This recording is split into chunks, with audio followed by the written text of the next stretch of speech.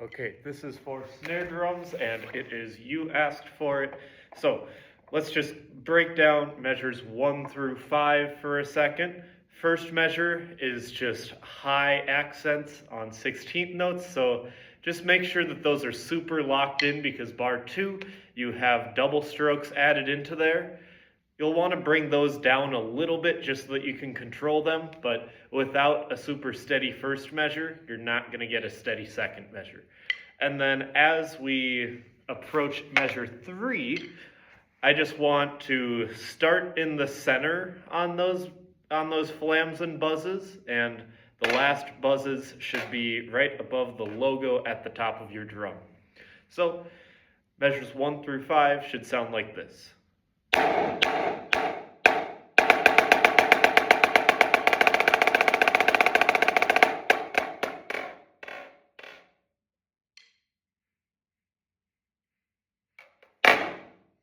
Okay, now for measures 4 and 5, I just did 1, 2, 3, 4, 1, 2, 3, 4. Basically, all I did there, you can choose as a line what you prefer. To get downward, you can either do a thumb roll, which is just taking the stick and bringing it around the thumb, or you can do a high mom over to there, so just high mom, but then circle it. Or you can do that from the thumb. So basically this motion, but instead from the thumb. Whatever you all feel works the best for your line. All right, measure 6, once we get into the clicks, we have rim knocks here, which I want you to think about not this sound, and not that sound, not that sound. So that's going to be about 1.5 to 2 inches away from the rim on this side, and just at a comfortable angle, keeping your palm, the bottom of your palm on the drum, and just lifting up with your fingers.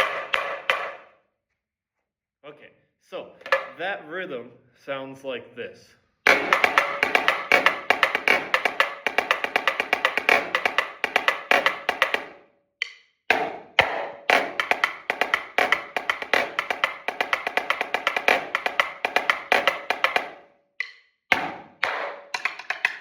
Okay, so that should be pretty self-explanatory once you've heard it enough.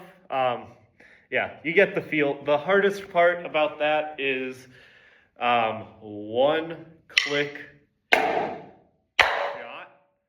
I wouldn't suggest spinning there. I would just... It's kind of a quick motion. You got to think a little bit, but we can do it. Okay, moving on from that, we are in measure 10, and that's where we start having the clicks. So I want you to really focus on keeping your technique the same here as it is here, just moving outward and inward, and not adjusting with your arms that way. So that being said, this and this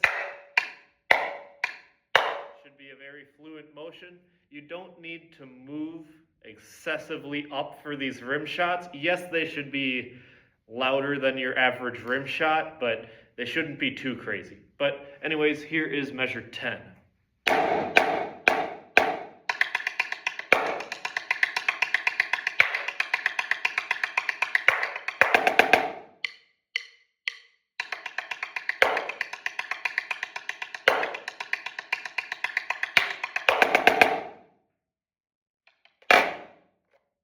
And then yes, you've got a whole measure to spin over to here, so decide as a section if you want to move on 1, if you want to move on 2, or if you want to move on 3.